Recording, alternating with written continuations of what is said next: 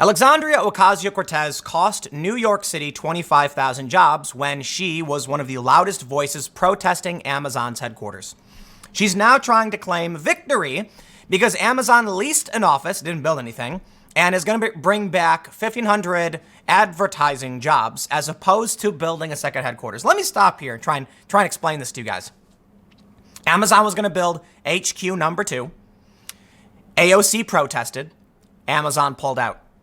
Amazon now says they're opening an office for advertising work, and AOC is claiming victory, saying she won and saved New York billions. You know what, man? Alexandria Ocasio Cortez is everything wrong with Donald Trump, but she's also bad at her job. Let me stop here. Let me try and hash this out. I'll tell you what. Trump is boorish. He's mean. He calls people names like horseface. He insults them on Twitter. But I'll tell you one thing. The American economy may be the best we've seen in a long time. I know a lot of people dispute this, but let me just show you this. Jim Cramer of CNBC. Like or hate Trump. These are the best numbers of our lives on jobs. A low unemployment rate, record numbers. So I will tell you this. Donald Trump's a mean dude. I'm not the only one who believes that. A lot of moderate voters, people who voted for Obama, then voted for Trump, have stated as much in many of these interviews. So I will tell you this to Trump supporters. One of Trump's biggest faults is bad attitude. Trump can be tough and he can push back on people without insulting them in the way he does. But I think Trump is just too arrogant. He's just too arrogant. Now, let me tell you this. Why is this video negative about AOC? Why don't I make a video about how Trump is arrogant? Well, for one thing, I talk about Trump being boorish all the time. But I will tell you this. The economy is doing well for a lot of people. Ocasio Cortez not only insults people and plays stupid games on Twitter, much in the same way Trump does, but she's also failing at her job. Look, man, I know the left is going to be like, it's a right-wing talking point to claim that AOC, no, full stop, dude, full stop. Okay, CNN said breaking job numbers, amazing. CNN said that. Okay, Jim Cramer, you don't have to like Trump, but man, these numbers are the best of our lives. Meanwhile, AOC is claiming victory because Amazon will bring just 6% of the jobs she lost them. It's that simple. So let's do this. Let's break down. It's not a video about Trump. Okay, I want to break down for you it'll be a little bit. I want to break down what exactly AOC said and did, what's going on with Manhattan. She's lying about it, and she also lied about other issues involving food stamps, and she does this all the time. Let me tell you something. Donald Trump is not always the most honest person in the world. And the reason I say not always, because I truly believe Trump lies and for stupid things. But, as The Intercept put it, he's also simultaneously the most honest president we've ever had because he lies about stupid personal things to like protect his pride while blatantly telling you we're sending, weapons to Saudi Arabia because they pay real well. Shocking so many anti-war leftists being like, Donald Trump is just admitting all of this. The dude can't let his ego go, but when it comes to what he's doing, he just says it. So look, there's a lot of problems with Trump, but the economy is doing well, and at least he's being straight up about the war machine, right? I can't say the same for AOC, who screws up royally and then tries to come around with a smug photo like, look how awesome I am. It's like, dude, you're not winning. You're costing people money. You're losing jobs. This is not a victory. This is a defeat. Let's read the story. But before we get started, head over to timcast.com/donate if you would like to support my work. There are several ways you can give, but the best thing you can do, share this video or tell people to check out the podcast. This is available on all podcast platforms, I believe, like Apple, iTunes, Spotify, under Tim Pool Daily Show. It's a full hour and a half every day. Subscribe there, check it out. It's a safe alternative, but I know a lot of people listen in the car, so that is available, and it really does help when you subscribe. But let's read the story from the Daily Mail. AOC takes victory lap after Amazon agrees to open NYC office without sweetheart tax deal. But critics point out the expansion has just 6% of the jobs promised in scuttled HQ2. You know what the problem is? AOC failed. Bad. For all we know, this new Amazon office they're leasing would have happened either way. But AOC's sycophants are going to claim she won no matter what. And I hate to say it, but there are even some lefties that I like and respect who are good, honest actors who are pushing this false narrative that she did anything good. She did not. She failed. She's trying to save face through lies. And listen, Trump does similar things to protect his ego, but at least Trump has real numbers to back him up. At least Trump cancels a strike on Iranian targets, okay? Trump is not, I do not believe Trump is the best president, but I gotta tell you, when it comes to the economy, I defer to Jim Cramer. The best numbers of our lives, you gotta give the guy credit for that, for all of his bad behavior. AOC can't say the same thing.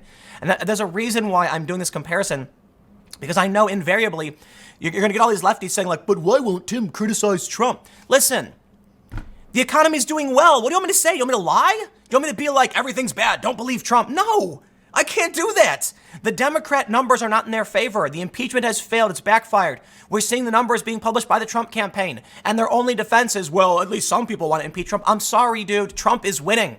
And AOC has nothing to say for this. It's not, I've praised AOC. I've praised Nancy Pelosi. I have praised the Democrats when they've done things I like.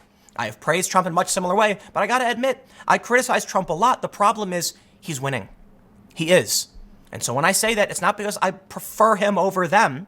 It's because you can't. I mean, I'll tell you this, man. I at this point, I absolutely prefer Donald Trump over Alexandria Ocasio Cortez. Because this is. Let me read you the story and stop, ranting. They say AOC has bragged that she was proven right after Amazon announced a new Manhattan office without tax incentives. Despite the office being far smaller than the scrapped HQ2, the company planned to open in Queens.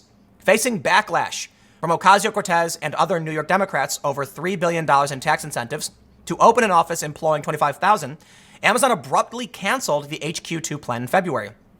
On Friday, the company announced plans to open an office with 1,500 workers in Manhattan's Hudson Yards development.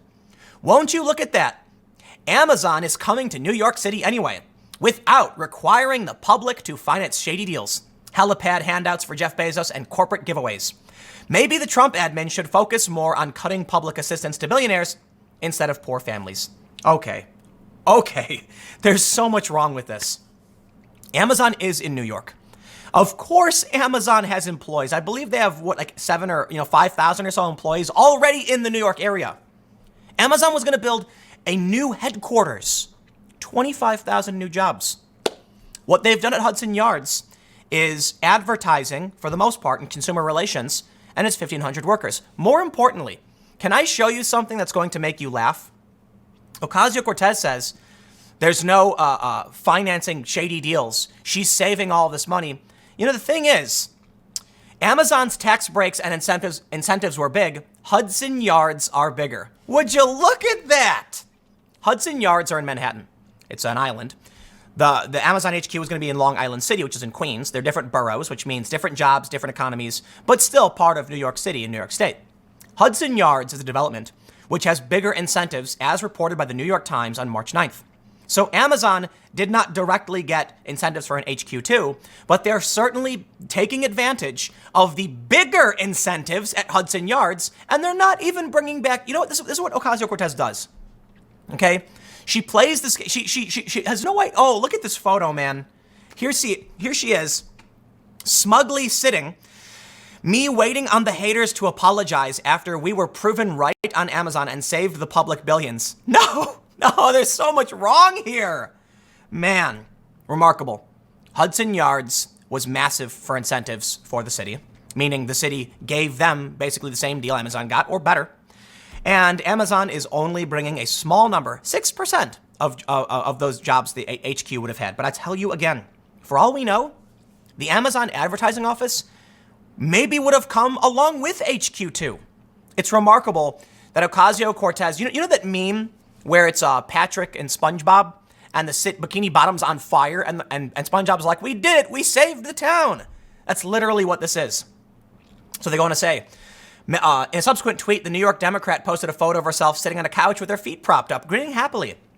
However, the Congresswoman's critics were quick to point out that Amazon's new plans differ significantly from the canceled HQ2, which I stated. So let me show you this. I know I mentioned this early, but I want to show you what Jim Cramer said.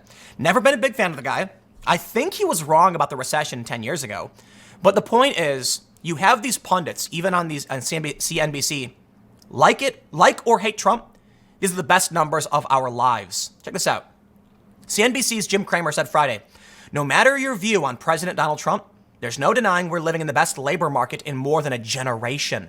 You can't contradict And these are the best numbers of our lives. You can't, Kramer, 64, said following the government report showing the U.S. economy created a better than expected 266,000 non-farm jobs in November, with the unemployment rate dipping to 3.5%, matching a 50-year low. Economists had expected the jobless rate to hold steady at 3.6%. People don't want to say good things about the economy, said Kramer, echoing comments he made Thursday evening on Mad Money, telling investors, don't let the Armageddonists and the negativists and the hucksters scare you away from owning stocks. Referring to Trump, Kramer said Friday on Squawk Box, shortly after the jobs report was released, it doesn't matter whether you hate him or like him, these are real numbers. This is the best number I've ever seen in my life. 50 years ago, that number was a curse. Now it's a blessing. I don't see inflation. I don't see recession. Kramer said the strong U.S. job market is going to allow America to win the trade war with China. The president can walk away from the table with this number, he added. In the end, the Chinese are going to have to put jobs here. Wow. So here, I'll tell you what, man. When you don't have Trump derangement syndrome, you have no problem sitting here saying exactly everything I've just said, that Trump has got attitude issues. It's a potential risk for him into 2020. But with numbers like this, I assure you, you will find middle Americans saying, I will take the mean dude, like the Twitter guy, who's bringing these jobs around. Now, many people on the left try and claim, well, Trump had nothing to do with this. You can't correlate the president with the economy. Sorry, man. You sure, fine. But is anyone really going to want to vote to rock the boat? Take a look at this. Wow. Canada loses, surprise, 71,200 jobs in November. Unemployment rate jumps to 5.9. Well, that's just sad. Meanwhile, Trudeau and, his left-wing government, they want to prop him up. They want to be smug. But man, you can call it a short-term game. You can gain whatever you want. You can argue that Trump is going to build the deficit. It's going to be bad in the future. Sorry, man. Those are arguments. We're not seeing that. Right now, what we're seeing is Canada failing. AOC is desperately trying to spin this as a win. But in the end, Donald Trump is seriously taking this victory. This is ridiculous. But there are some things that must be debunked from AOC. Here's her silly photo of her sitting in the chair, which is funny. But let's take a look at the bigger one. She says, while we're here, let's clear up some GOP disinfo. Full stop. GOP disinfo? This is the most annoying thing about AOC, and it's exactly the problem. Listen, not every critic of Donald Trump is a progressive far leftists. Okay? Not every critic of AOC is GOP. And no, this isn't GOP disinfo, Cortez. This is mainstream reporting from the New York Times, who said that there's 25,000 jobs. Well, here's what she said, quote, it's 1,500 jobs versus 25,000. The 25,000 jobs was a 10 to 20 year fantasy number from Amazon, not a promise or agreement. In exchange for the lack of commitment, they wanted billions of public money. Their year one jobs projection was $700. Okay, AOC, let me explain something to you. The billions in commitments was also a 10 to 20 year fantasy number. So are you simultaneously arguing that the projected jobs is irrelevant, but the projected tax incentives is? No, if we're talking about year one, then they wouldn't have gotten billions of dollars. They would have gotten tax incentives off of 700 employees. Not only that, the 1,500 jobs. What's the year one projection for that? 50 jobs. You see this stupid game she's playing to manipulate? She always does this. And I have more to show you about her doing this. She says, it's in Manhattan, not Queens. If you live in NYC, you would know people commute to work. Amazon would not have paid taxes for many, many years and not contribute to fixing our crumbling subway system. So lots of added strain, no benefit. No, the people who live in Queens would have been bolstering, the economy would have been bolstered. So those little bodegas, they would sell more sandwiches. They would expand. The people who live there's property value would go up. Manhattan, not so much. Also, and very importantly, these jobs are for free. The public was going to pay $3 billion in public subsidies and millions in hard cash, building Amazon's campus for them. NYC residents were subsidizing Amazon tons per job. Now they're bringing work without the welfare. And there I bring you back to the New York Times story. The incentives for Hudson Yards are bigger. I don't want to go through everything because I think it is fair to point out she's right in the sense that Amazon isn't getting these breaks and incentives coming into Hudson Yards, but they're just taking advantage of the incentives that Hudson Yards actually got. So I don't think it's fair to say you are still subsidizing the production of this. AOC does this, right? So a lot of people have come out and criticized her. I don't know if I actually need to read a lot of what everyone said. There's a lot of conservatives and even some progressives who have called her out. But there's this. AOC called out after claiming Trump food stamp revisions might have left her family starved. This is more misleading trash from Ocasio Cortez. Listen, I get it. Trump makes misleading statements too. The main reason why I am dedicating a video to explaining the problem of AOC, as explained in the beginning, is while I routinely say in peripheral videos that Donald Trump is not the most honest man in the world, he does lie very often. The media often calls him a liar for simply being incorrect. That's fair too. But Donald Trump actually has successes under his belt. What am I going to do? Donald Trump is a liar, but boy, the economy is great. Oh, heck of a video. They'll make the same criticism about me. So no, I'm not going to make a video saying that. I'll say Trump is winning when he's winning, and I'll criticize him in the periphery. But the fact remains that AOC lies. She's boorish, boastful, ignorant, and failing. So you know what, man? I'm not here to rag on AOC to listen, I get it. She's a freshman. Trump is an older guy, tons of successes and experience. And Ocasio-Cortez comes from humble beginnings. It is with tremendous respect. I say that she came from being a bartender to a U.S. rep. And I really do mean that. That's seriously incredible. And I have tremendous respect for that. I mean that. America is great because you can be a bartender, stand up and say enough, and then find yourself in government. But with that being said, as much as I can respect that she comes from humble beginnings, not the most, it's still important to point out she's not doing a good job. She's just a celebrity. She says these things and her sycophants just cheer her on. Now I get it. Trump has got his sycophants cheering him on too, but at least Trump has the numbers. So you know what, man? It's easily summed up in stop making me defend Trump. If they were honest, I could look, if the Democrats played straight, if they fought for kitchen table issues, if they fought for healthcare, you better believe I'd be saying like, what's your response, Trump? The Democrats are on the level saying they're fighting the good fight. They're not. Look what we get.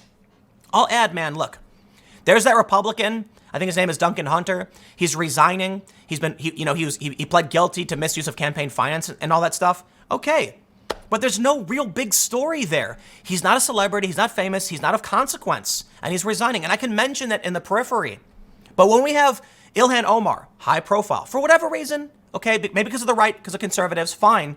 But when she commits a campaign finance issue, it gets brought up because she's high profile, much higher than Duncan Hunter. I don't even know his name. These guys don't get big press. They're not particularly relevant to the conversation of the future of the Democratic Party or Republican Party. Trump is. So when Trump changed let me just show you what she said. Breaking, NBC News. Trump admin has formalized work requirements for recipients of food stamps, a move that will cause nearly 700,000 people to lose access to SNAP. AOC said, "My family relied on food stamps when my dad died at 48. I was a student. If this happens then, we might have just starved. Now many people will. It's shameful how the GOP works overtime to create freebies for the rich while dissolving lifelines of those who need it most." Okay. And the Heritage Foundation said, in response, the rule applies to able-bodied adults between the ages of 18 and 49 who do not have dependents. The rule wouldn't apply to parents with minor children, the elderly, or disabled. Based off what the Heritage Foundation said, the rule also wouldn't have applied to AOC's family even though she was over 18, because you can be over 18 and still be a dependent. Okay? That means you, as a 20-year-old who's dependent on your mother, would not be able to get food stamps. Presumably, however, your mother would not lose those benefits because you are still a dependent. I could be wrong about that, but I don't see any other reason to believe why that wouldn't be the case. So this person, Catalina Loft, says, create freebies for the rich. AOC, you and your radical socialist crew believe the forgotten men and women, everyday middle-class Americans, are the rich. Tax relief for hardworking Americans is hardly a freebie. That's a good point, too.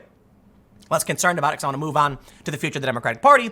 But it's fair to point out that Trump's tax cuts helped the rich, but they did give money back to the middle class. And it's like $1,000 on average or something. It's like, so look, the economy, whether you think it's good or bad in the long term, short term, the jobs numbers are great. Spending, consumer confidence is up. Meanwhile, Ocasio Cortez is desperately trying to claim victory on a massive failure. In Canada, they lost jobs. Unemployment is way up. So you can rag on the president, and it's fair to do so because he is this, arrogant, boorish dude. He's got ego problems, man. But he's winning. he is winning. And when it comes to what Americans want, they want a winner. So Trump asked, are you tired of winning yet? Trump's had some defeats, but overall, he seems to be winning. We'll see what happens in 2020. I don't care if he wins or loses. I care if the country does better. And right now, Trump's attitude and his behavior is very bad for this country. But what matters more outside of whether or not we're happy with the way he talks and how this affects our culture is whether or not people have food, their families are surviving, they're working again. And so I will begrudgingly say Trump takes this one.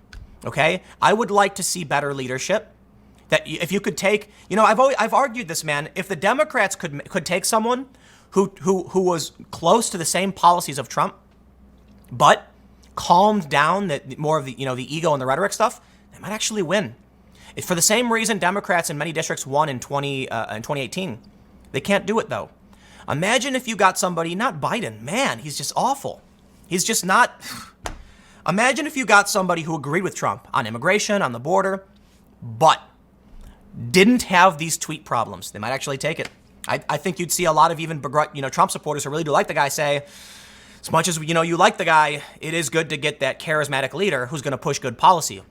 I will say, however, I believe now there is still a problem for Democrats in that even if they did bring up somebody who was very much like Trump policy-wise and he had a better attitude, a lot of people just wouldn't want to risk it. I'm surprised when I hear people say they will vote against Trump after talking about how great the economy is, saying, things have been great for them, they've saved money, and then they're like, oh, but I'm going to vote against that guy. And I'm like, if your concern is the economy, which for me, it's not entirely, it does play a big role, then why would you not want Trump to be the president? For me, I can understand if they say they want someone focused on foreign policy or healthcare or other issues, because, I agree with that. I fall into a similar camp. My reason for not wanting to support Trump has nothing to do with the economy. It has to do with foreign policy. It has to do with what's potentially going to happen in Saudi Arabia. And this is why, for the most part, I don't vote. Okay? It's not like I'm saying I refuse to vote for the guy because, whatever, Trump derangement syndrome. No. I didn't vote in 2016 at all. I'm not going to vote for Hillary. I'm not going to vote for Bernie. I'd vote for Tulsi. But I do have concerns about the economy. And so typically this is why I always fall back to, what, man, I just don't think I know enough to dictate for other people. Certainly don't like Trump's attitude. And again, there's so many people in the Rust Belt who agree. I don't want to rant on this. I always end up ranting on Trump because it's so annoying that people demand that I constantly make Orange Man bad videos, but Trump is just not that bad. Okay? He is not that bad. And I tell you this, and I've said it before, if Trump appointed Tulsi in like a defensive position, like Secretary of State or something, and Andrew Yang in an economic position, that's a strong consideration for my vote and many other moderates. Because it's been joked about, like, man, could you imagine if Trump did this major upset and brought on two Democrats that are very popular even among his base to be on his administration? Trump would win in a landslide, hands down. If he brought on Tulsi, she loves this country. She has real leadership experience and she is tough. That's like, wow. For me, what I care about when it comes to the commander-in-chief is military experience. I understand that not every president will have that. Obama certainly didn't. I was a lot younger then when I voted for him. But being the commander-in-chief, overseeing law enforcement and our foreign policy. So it's frustrating for me when the Democrats try to undermine Trump's foreign policy, but it's also an issue of I want a president who's pushed us to foreign policy. That's just really what it's about. If Trump brought on Tulsi, that would be huge. I'll tell you this. The Trump derangement syndrome left will screech, aha, you're a racist if you vote for Trump, all this other, I just don't care. That's just so stupid. No, it's not at all. Not at all. Trump needs better, he needs to have a better attitude. He needs to cool his head. When he tweets during his impeachment hearings, it is just, man, just stop doing that, I get, a lot of his tweets are funny. I can respect that. A lot of his tweets, you just gotta calm down, brother. And that's a detriment. But dude, it would be amazing if Trump brought on Andrew Yang for an economic advisor position and Tulsi Gabbard as Secretary of State or something. Like, woo! Talk about a landslide in the election if Trump did that. But I will leave you with one final thought. Joe Biden denies Ocasio Cortez has dragged the Democrats to the left. The party's not there. Okay. Joe, you've got around 30 or so percent. Bernie's right behind you. Warren's right behind you. I'm sorry. On Twitter, you got 4 million followers, and AOC has just about 6. I'm not going to take your word for it, Joe. I respect you for trying to be a middle-of-the-road guy of trying to keep the more moderate position. But no. AOC is the future. It's the populist left. It's the attitude. The big problem I see, honestly, I would prefer a populist left person. Bernie has been pandering too much. I don't trust him. Elizabeth Warren is just Hillary Clinton wearing a Bernie mask, and AOC is just failing left and right and then trying to claim like she's winning. I look over to Trump, and there's the populist right, and I'm not surprised he won. He won, and he's probably going to win, because you will find the general populists looking at Trump and saying, at least he's winning. You know? Man, I don't like AOC's attitude. I don't like Trump's attitude, but at least Trump is winning. So, man, I just want to stress, because people are always like, why won't you just vote for Trump, Tim? Listen, it's about principle. It's about, behind my principles, I easily recognize the successes of Donald Trump. And I think it's fair to say, even on my principle, I don't like the guy. It's just not even that hard. And what is difficult is the constant left who's too blind and ignorant to understand this. That you don't have to like him, and you don't have to want to vote for him to recognize he's trouncing you. But they don't want to accept it. They want to live in their fantasy world. The only way you win and succeed is when you recognize you are losing. Because if you can't even see that, how will you know to correct, to actually solve the problem? So I'll end with one final thought. I really do not care if Trump wins. It's not the end of the world. He gets one more term if he wins. It'll be 4 years. And then it's up to you to speak truth to the American people and tell them why your plan makes sense and why they should vote for you. And so far, they have not done that. In today's age, we can see the facts. We can see that AOC is gloating, and she's full of it. She screwed the deal in New York, and she's trying to claim she's winning? No. Okay? The voters who care and are looking for answers can easily do a Google search and say, wait a minute, that's not true. They can do the same thing to Donald Trump when he says stupid things, but guess what? They can also see Jim Cramer go, whoa, the economy. And then they end by saying, it's the economy, stupid. Thanks for hanging out. For those that probably could tell or couldn't tell, I'm fighting through a root canal, and trust me when I say, it absolutely hurts, but I refuse to stop working. So more segments coming up at 6 p.m., youtube.com/TimCastanews, and I will see you all there.